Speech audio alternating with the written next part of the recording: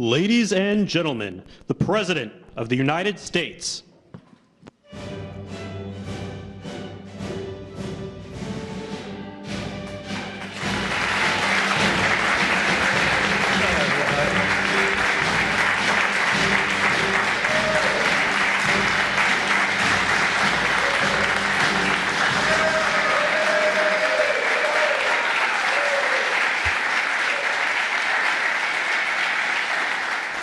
Well, thank you very much. Please sit down.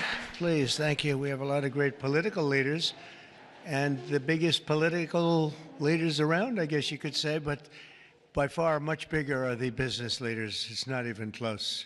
I say that to my friends, the politicians. You have the greatest business leaders in the world here, so it's an honor. And this week we're celebrating the most successful first 100 days of any administration in American history. We're thrilled to welcome to the White House dozens of the world top leaders of all kinds, but in particular business leaders. And since the election, the companies represented in this room have collectively announced more than $2 trillion in new investments, and we have a total of close to $8 trillion all told. And there's never been anything like that in this country. We've never had anything close. I would say if you looked at the last administration, probably for 4 years they did maybe less than one. And we've done almost 8. I would say we'll be above 8 in a period of 2 months. So something happened. I think two things happened. November 5th happened, and November 5th gave you tariffs, intelligently used tariffs and various other forms of incentive. But it's really amazing. There's never been, I don't think there's ever been anything like this anywhere in the world. Together, we're going to bring back the most beautiful words. I always say made in the USA, the most beautiful words. We're going to have made in the USA like we haven't had before in a long time. In addition to the business leaders whose companies I will mention in just a moment, we have some great people, great senators. Marcia, where are you? Where are you, Martha? Marcia, thank you very much. Marcia Blackburn, Bill Cassidy. Bill, thank you, Bill. Ashley Moody. Ashley, thank you. And John Husted. John, thank you very much. And Representatives Byron Donalds, Buddy Carter, Rob Whitman, Mark Alford, Mike Rogers, Richard Hudson, and Abe Hamadeh. Thank you all very much.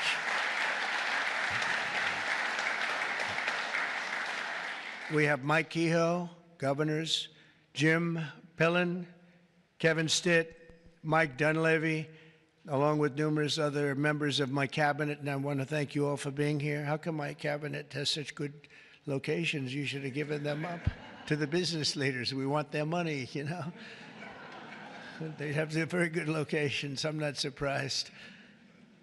100 days ago this week, we inherited the wreckage of 4 years of economic disaster under the previous administration. It was an economic disaster.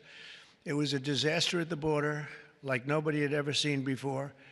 And you probably see we've closed up the border 99.999%, meaning 3 people got in, 3.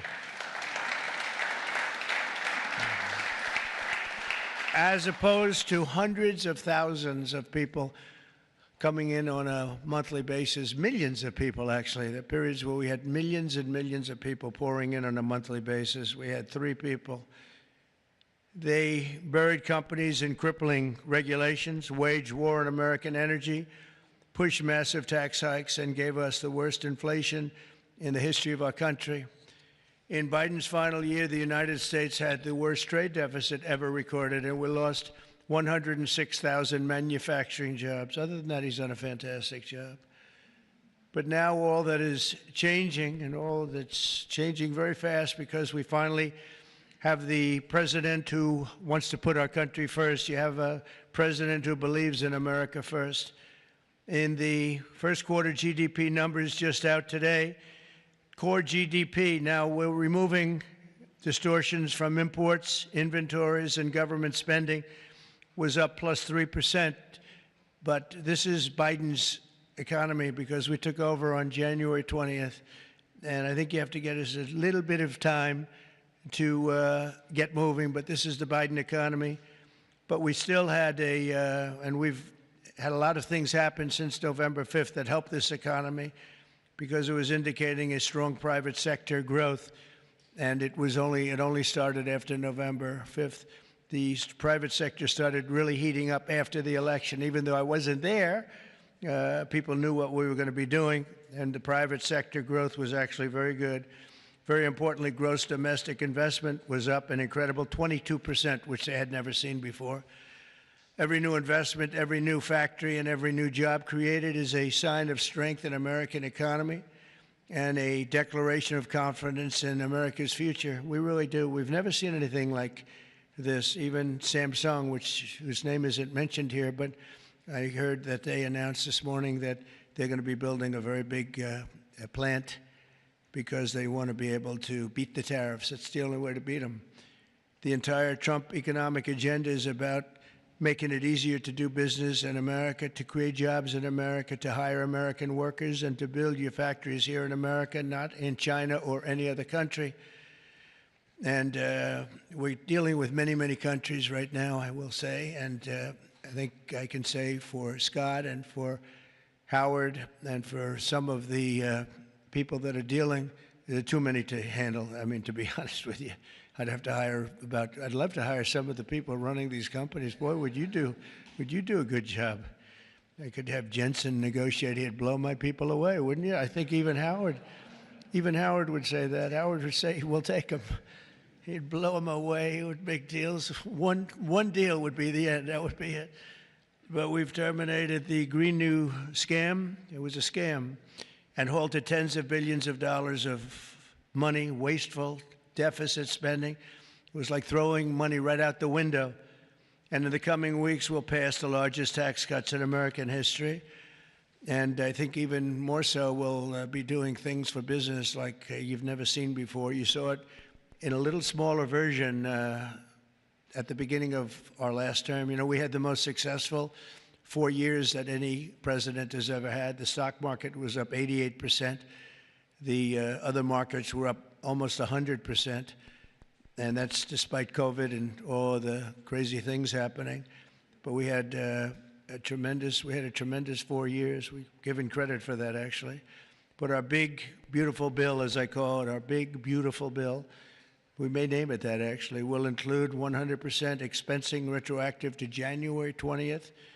So that's all the way back to just about the beginning of the year. So expensing 1 year, you take a deduction 1 year, so you can build your factories right now, essentially almost tax-free, if you think about it. Nobody's ever been given that. And we're going to make that expensing for a 4-year period at a full 100%. So last time we made it 1 year, and you had deductions. You'd go from 100% to 80 to 60 to 40 to 20 to Zippo. And now what we're going to do is we're going to keep it at that level, and we're going to have it for 4 years. So I believe that was one of the reasons that we had such unbelievable growth. Also, we allowed you to bring money back from outside of the country. It was impossible. You had to have 15 different law firms representing you. It was so complicated. And worse was that the tax rate was 65%. I lowered the rate substantially, but still a lot. You know, we shouldn't take your money just to hold you hostage, right?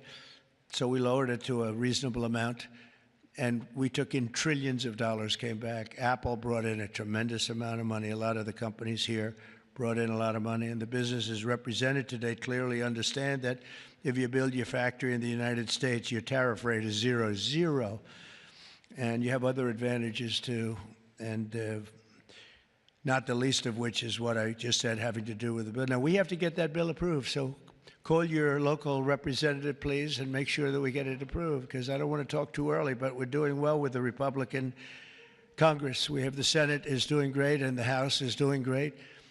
John Thune has been spectacular. Mike Johnson has been spectacular. Marcia, you're in there working very hard and doing well. What do you think? Are we going to get it passed? We have to. Marcia, we don't get it passed, I'm blaming you. We have to. We have to get it passed. We will. I think we will. But I don't think we'll have any Democrat votes. If we don't get it passed, what would happen is your taxes go up 68%. Think of that. And we may not get one vote because they just vote against. It's Trump derangement syndrome, or maybe it's just they hate Republicans or they hate what we're doing because they've lost their confidence. They've totally lost their confidence. They don't know what the hell is going on. And we are going to get it done. It's probably going to be fully Republican. Fortunately, we have the House, we have the Senate. And we may or may not have a couple of grandstanders, I don't know. But if we do, it would be good if you could work on anybody. I mean, if I were a Democrat, I'd be voting for it 100%, because I think it's very dangerous politically not to vote for it. Think of it, your taxes go up almost 68%. So, but it looks like we're in good shape, I think, and hopefully we'll get it approved. It'll be the biggest bill ever approved in the history of our country, and it'll be the biggest tax cut ever approved in the history of our country. And in addition to that, regulations, which I'm doing in and outside of the bill, will be as big or bigger than we did last time. We have the record for regulation cuts in the 4 years. We cut 4 times higher than any other president in a 4-year period. And we're talking about 8 years and 2-term presidents. We're 4 times higher than any other president in terms of regulation cuts. And I went to a friend of mine who happens to be in the room, one of the biggest business leaders. I won't mention him because I don't know, maybe he'll like it, maybe he won't. I said to him, so have you had your choice between the big tax cut last time and the big regulation cuts, which were the biggest, again, the biggest we've ever done? I would have said taxes, but he would have said regulation. I said, which was more important to you? And he said, if I could only have one, yeah, if you could only have one, he said, most important would have been regulation. The regulation was more important than the tax cut. And I mean, we cut your taxes from almost 40% down to 21%. Now we're bringing your taxes down from 21% to 15% if you build your product, make your product in the USA. So if you make it in the USA, those chips, those beautiful chips, will make those suckers in the USA, and you're going to be all the way down to 15%. And I think there's never been anything like it. So now we're at the lowest scale for a large country, by far the lowest scale. Our pro-jobs, pro-American economic policies are a major reason that businesses around the world have announced $5 trillion of investment since November 5th, and now we think it's up to plus $8 trillion, and they're really coming in. They're really coming in fast. Some of them don't bother calling us. Some of them don't even want meetings. They just start their plants and start their factories. I want to express my tremendous appreciation to the business leaders here. You are really an amazing group. This is a who's who. I don't want to say, there's an expression if something ever went off, the entire industry would be wiped out, but I won't say that. I want to think very positively, and that could never happen here, could it? But I want to congratulate you all on your incredible success and accomplishments. You've been amazing. You're the biggest and the best. So I'd like to introduce some of you, President and CEO of Hyundai, Jose Munoz. Jose, thank you very much. Fantastic. Jose is investing $21 billion, including $5.8 billion for a new steel plant in Louisiana, which is a beauty. I saw a picture of it, which is going to create at least 1,500 jobs, just the plant alone. Thank you very much, Jose. Beautiful. Chairman and CEO of global shipping giant CMA, CGM, Rodolphe Sade. Thank you, Rodolphe. Thank you very much. Fantastic. Investing $20 billion in creating 10,000 new jobs at least. Thank you very much. That's fantastic. You'll be very happy. President and CEO of Toyota North America, Ted Ogawa, investing $88 billion. Where's Ted? That's fantastic. Thank you, Ted. That's fantastic. Ted's investing $88 million for car production at its West Virginia factory, which is a beauty. I've seen it, actually. Congratulations. Thank you very much for being here, Ted. Co-founder and CEO of Anduril, Brian Schimpf. Oh, Brian. Thank you, Brian. He's investing $1 billion for a new manufacturing facility in Ohio and display. Next to me is their 125-pound Roadrunner drone. Where is that little sucker? Where is it? Which is that? Whoa. That's a nasty-looking thing. That's a nasty. I look up there when I'm having dinner outside. I used to look up and see the moon. Isn't it beautiful? Now you see the moon, but you see drones all over the place. And I say, let's get the hell out of here.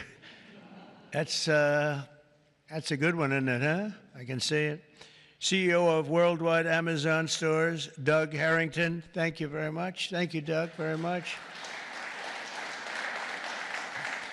Investing $4 billion this year alone, and I know they said they're going to be investing a lot over the next 2 years. We appreciate it very much. Thank you, and say hello to everybody.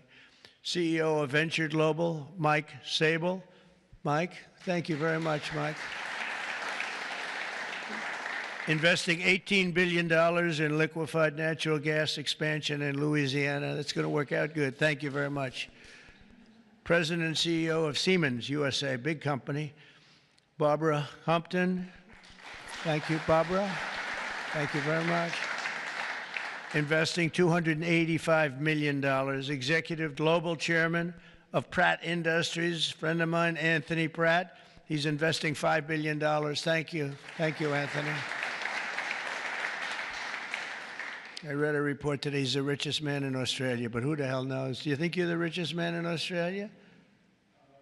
Close. I don't like to put you on the spot like that, Anthony, but that's pretty good. Thank you very much. That's great. $5 billion. Founder and CEO, Chobani Hamde Oleaka. Where are you? Thank you very much. Investing $1.2 billion. Thank you very much. CEO of Bell Brands USA, Yvonne Girard. Yvonne, thank you very much. Thank you very much. $350 million. President of Schneider Electric North America, Amar Paul. Amar, thank you very much. Investing $700 million for energy infrastructure in its largest investment in its 135-year history. Chairman and CEO of Johnson & Johnson. Oh, I know, I've heard of that company, huh? Yeah, my hair looks so beautiful because of your product. Joaquin Duato, $55 billion manufacturing plant and research and development and technology. Thank you very much, $55 billion. That's a lot. But you got to catch up with Apple and some of the others. We got to get you to make a little, one of the few companies that could do that, right? Chair and CEO of Eli Lilly, a great guy.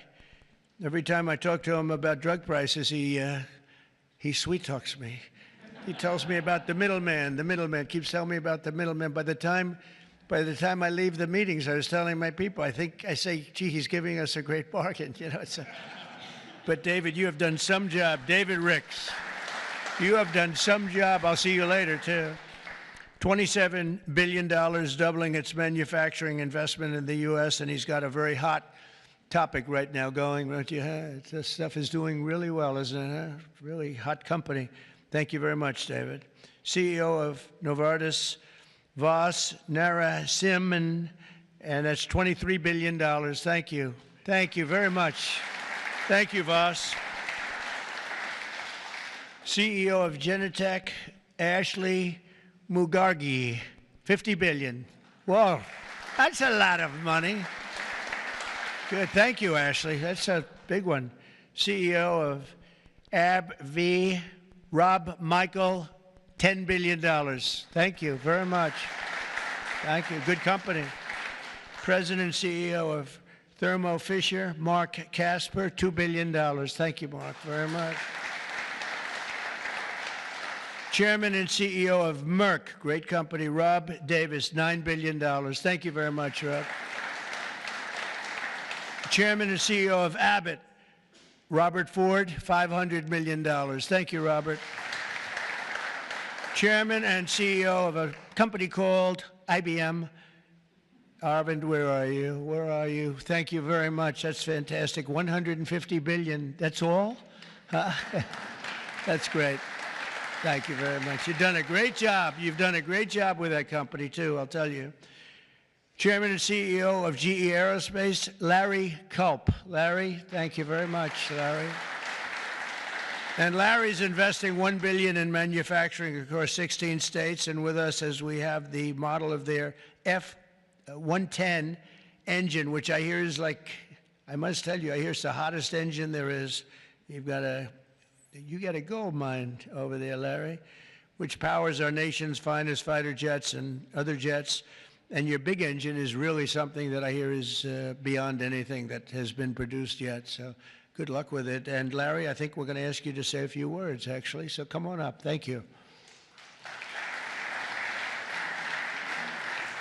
Thank you. Thank you, Mr. President. It's an honor to be here representing all of my colleagues at GE Aerospace. We are today 125 years old, but we are inventing the future of flight. Today, we power 3/4 of the world's commercial airlines and nearly 2/3 of the U.S. military combat jets and helicopters. So what you see here with the F-110 powers 70% of the newest Air Force F-15s and the F-16s. I know you were in Michigan just yesterday. Yeah. This is the engine that will be under wing on the F-15EX Eagle II that the Michigan Air National Guard will soon be flying. We're excited about what's happening at our company. We're investing $1 billion this year, as the President said, across 16 states, not only in our manufacturing footprint, but with so many of the small and mid-sized businesses that constitute our supply chain. There's a lot happening. We're excited about it. Mr. President, thank you for what you're doing, not only to revitalize U.S. manufacturing, but helping ensure that the U.S. aerospace industry, one of our biggest net exporters, continues to lead the world in innovation. Thank you. Thank you. Great job.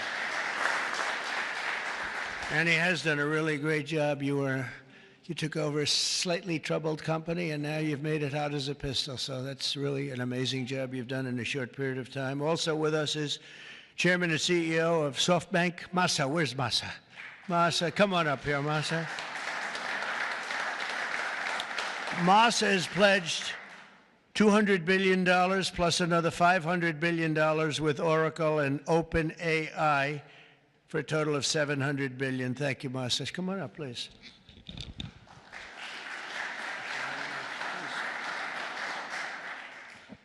Well, first time of Trump administration, we made an announcement, commitment, $50 billion. We delivered $70 billion over 4 years last time. This time, I tried to commit $100 billion, and President Trump said, "Oh, Masa, go for more." so we did the $200 billion commitment, and then right after that, we, SoftBank, OpenAI, Oracle, and MGX together, we announced $500 billion investment. This is the largest investment for infrastructure in the United States, investment. And I think this is more than the scale. The importance is this is the largest infrastructure for the AI, which is the future of mankind, I believe. It's going to change every industry, every way of how our mankind's lifestyle of the future. I am committed. U.S. is the center of innovation. U.S. must continue the leadership of AI. Thank you very much. Thank you. Thank you very much. Thank you very much, Masa. Been a friend of mine for a long time. These guys are mover. We got to say, you are really something. It's great. We appreciate it too. It's a great spirit, great genius. Tim Cook from Apple is pledging, not only pledging, is committed to $500 billion. They're going to build plants all over the country, 7 or 8 different states. They've already started.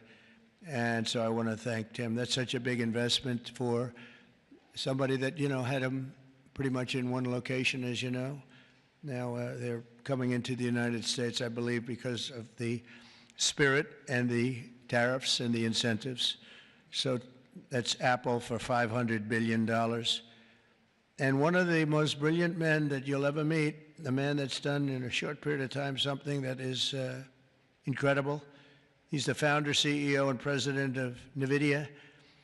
Jensen Huang, he's producing up to 500 billion over the next 4 years to manufacture the most powerful AI chips entirely in the USA for the first time ever. Jensen, would you come up and say a few words? This is a smart cookie.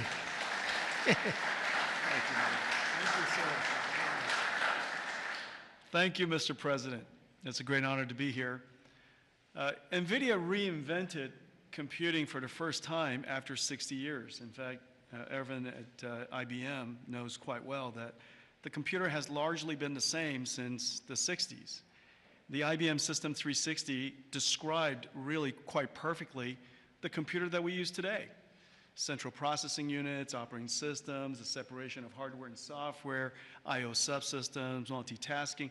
All of the words that we use to describe computers today were really invented in 1964, the year after my birth. Well, after all this time, we've reinvented computers again. This is what a processor looks like. It's on the right there. People say it's a GPU. That's one GPU unit, and it's 70 pounds, 60,000 parts, 10,000 watts. In order to manufacture it requires probably a couple of hundred companies in the supply chain. It is so heavy that it requires robotics to do. It's so precise. And just to test a supercomputer requires a supercomputer. And we're going to build NVIDIA's technology, the next generation of that, all here in the United States. Without the president's leadership, his policies, his support, and very importantly, his strong encouragement. And I mean his strong encouragement. Frankly, manufacturing in the United States wouldn't have accelerated to this pace. Manufacturing isn't about low-cost labor anymore. Manufacturing is about technology. And most of the factories that build these systems today are the most advanced factories in the future. And we're going to use artificial intelligence and robotics and omniverse digital twin technology to make it possible for us to create the factories of the future. And we ought to build it right here. The real amazing thing is that this computer is the engine of a whole new industry. And this new industry is called artificial intelligence. And this new industry is a manufacturing industry in itself. That's a factory machine. Just as several hundred years ago, the dynamo was invented, water would come in and electricity would come out. Now electricity goes into this machine and incredible tokens come out, artificial intelligence. In order for this industry to thrive, we need to build these systems, of course, but we also need a progressive growth and industry-oriented energy policy, which this president has really put his weight behind. I really appreciate that. Without energy, we can't possibly have new growth industries.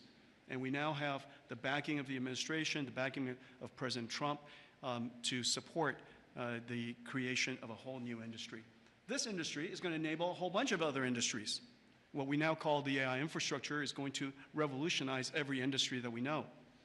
All of the many CEOs in the room today are great partners of ours for that reason.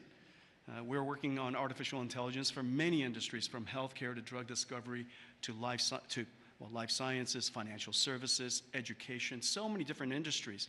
And that's going to be possible because we have the fundamental infrastructure here in the United States. And so I want to thank you, sir, for everything that you've done and the strong encouragement and the great policies that make it possible for us. Thank you, sir. Very much. Thanks.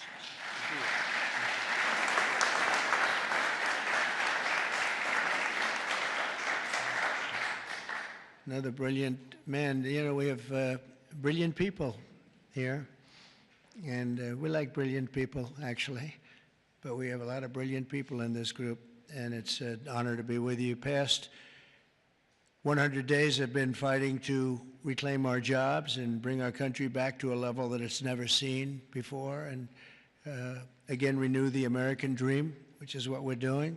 We have tremendous spirit. I don't know if you've heard, but it's become really quite a story. I see Pete's right over here, Secretary of Defense. We have the largest number of new enlistees or people enlisting in the military forces that we've ever had. And if you remember, 6 months ago, we couldn't get anybody to sign up. That's a big turn in a very short period of time. And November 5th had a lot to do with that, and our Secretary of Defense and a lot of the people that you see sitting here really had a lot to do with that. There's great spirit. I can say that also with the police forces throughout the country. We're having a hard time filling them up. It's a dangerous job, but now we have waiting lists at almost every place. And that's an amazing accomplishment when you think. It's amazing.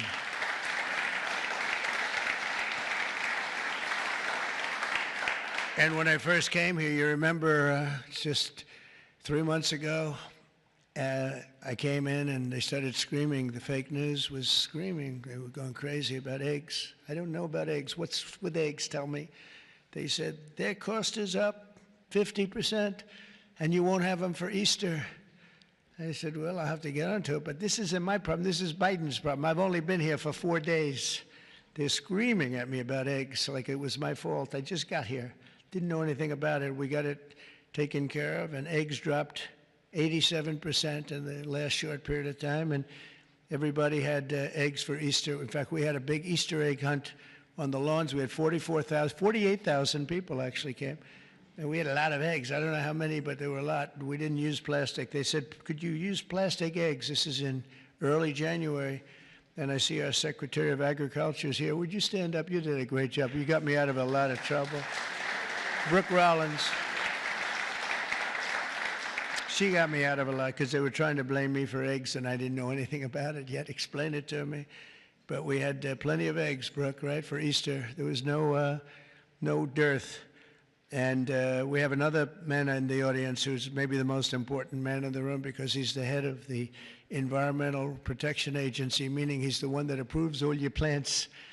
And when Jensen and some of the others came in about numerous of the others, especially having to do with AI, they came in, I learned a lot. Number one, I learned we need double the electricity that we have right now for the whole country, and really more than that. I mean, 2 times would be even better.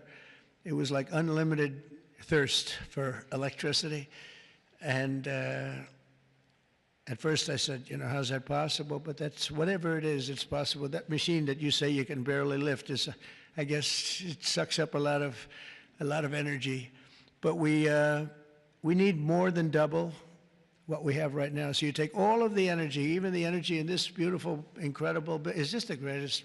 I mean, no matter, I don't care where you come from with your $50 billion plant, the White House is the White House, right? You got to see in the Oval Office, if you want to take a trip down to the Oval Office, any of you come down with me, I'll show you a beautiful office. It'll blow your beautiful offices away. They'll stop and they'll say, for a lot of other reasons, but it's a beautiful place. And if you want to, I'm serious, you can do that.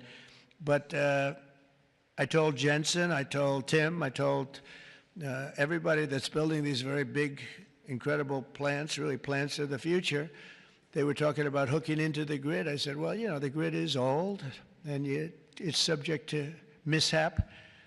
Things can happen, including storms and much worse than storms. And if you want, I'll let you build your own utility plant, your own electric plant along with your building. You can build it inside of the plant or you can build it outside of the plant.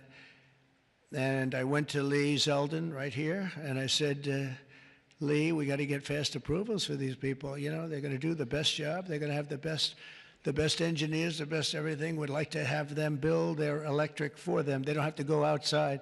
You become a utility. You become a great producer of electric, and if you have any extra, you put it back into the grid if you want, or you sell it back in. But you're going to be able to build, so this way we don't have to worry about do we have enough. Because if you look at California, they have brownouts, blackouts, and everything else. They don't know what the hell they're doing. Governor doesn't have a clue. But the last thing you want to do is be hooking up to the California grid so that we can go in and you'll say, gee, we have to close down the factory for a couple of days. We have a little brownout going on. So you're going to be able to build your own plant and produce as much electric as your beautiful heart's desire. And that'll be something that nobody's done before. And we're going to ask Lee to get those approved very quickly. And he'll get it approved before you can even imagine. He's great. He's great. He knows the difference. You know, you can take years to get those approved. I would say previous to us, it would be years and years. Or you could take weeks to get them approved, and it'll be just as good. But they don't play games, and they're going to get it done, and they'll get it done very quickly. So that's going to be a big help because you're going to have unlimited energy, unlimited electricity. And I think it's going to really, we want to stay number one. We're number one right now by a lot. I will say this, if I didn't get elected, I would say get out of the AI business fast. Get out of all business fast, probably. Maybe get out of the country fast, because this country was heading in the wrong direction, but now it's heading in the right direction. I think it's the most consequential 100 days in the history of our country in certain ways. We had an editorial from a group that normally wouldn't give good editorials to people like me. And they said he's the most consequential president because of what he's doing with all of these policies that you're reading about, long beyond the electricity and the plants, having to do with many other things like secure borders and all of the many, many things I could go down and name them. We're gonna be getting tremendous amounts of drug and pharmaceutical companies going to be pouring into the country. They're going to have to. They're going to have to. And we're going to give them a lot of time to do it, but after that, there's going to be a tariff wall put up. And they won't be happy about it, but they'll be happy if they start building right now. Right now, it's going to be build, and after a certain period of time, it's going to get tougher, tougher, tougher, and then it's going to be real hard to do business in this country. So for the pharmaceutical companies, chip companies, a lot of different companies, we're all set to really grow. Groceries are down. The grocery prices are down. Gasoline prices are down. We had some gasoline selling for $1.98 a gallon just recently in 3 different states over the last 2 days. It was at $4, and it was higher than that in some places. It was over $5. We have it way down. Energy prices are down all over the country. Mortgage rates are actually down slightly, even though I have a guy in the Fed that I'm not a huge fan of, but that's all right. These are minor details. Don't tell him I said that, please. As the cameras rock and roll back there. No, I mean, he should reduce interest rates. I think I understand interest a lot better than him because I've had to really use interest rates. But we should have interest rates go down. It would be positive, but it's not going to matter that much because ultimately what we're creating has much more to do with other things than it does just pure interest rates. But it would be nice for people wanting to buy homes and things. The prescription drug prices just saw the largest monthly decline ever recorded. So, David, I'm having a little bit of an impact, at least on you, as I just browbeat. I browbeat this guy, and he's got he looks like he's 25 years old. He has this massive company, Eli Lilly, and it has no impact on him whatsoever. But I just see this number just came out. It's the largest monthly decline ever recorded. Yeah, but it's probably about 2%. You know, they did that to make me feel a little bit better. But I appreciate it. We have achieved the lowest number of illegal border crossings in U.S. history, and we're at a level that nobody thought we could get to in 2 years, let alone a couple of months. And I think Kristi Noem is here someplace. Where is Kristi? She's here. Stand up, Kristi. And Tom Homan. And I see Linda. Stand up, Linda. You are doing so good. Education. We're bringing education back to the States, where it belongs. And she's been incredible. She's very upset with Harvard.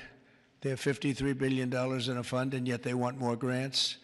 And it looks like we're not going to be giving them any more grants, right, Linda?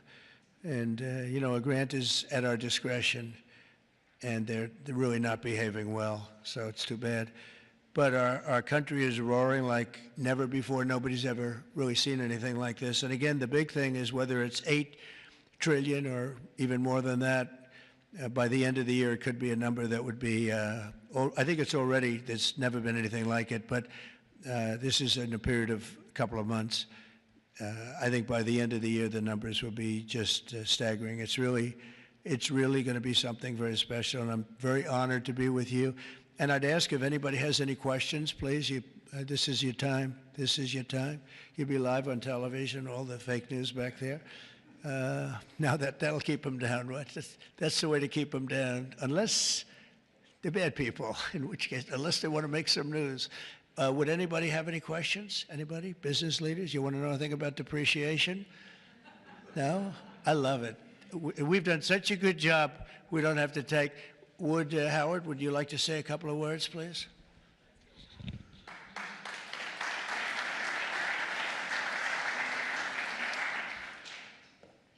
The president talks about $8 trillion coming into America. And there's only one reason it's coming in. It's because he's finally set an industrial policy for the United States of America. We are the greatest economy in the world. We finally have a president who understands that we need to reindustrialize. We need to be made in America, made in the USA. And you feel it. You feel it with these leaders. You feel it across all your peers. Everyone feels it. It's coming back to America, and we are going to be rocking. So thank you, sir. Great job. Great job. So thank you very much, everybody. And for the business leaders, if any of you would like to come down to the Oval and say hello, if you've never seen it, if you have seen it, just go home and enjoy your lives, count your money. But if you'd like to come down, I'm heading down there now. And again, thank you very much, everybody. Pam, you're doing a fantastic job. You're doing a fantastic job. Thank you very much. Thank you, everybody. Thank you.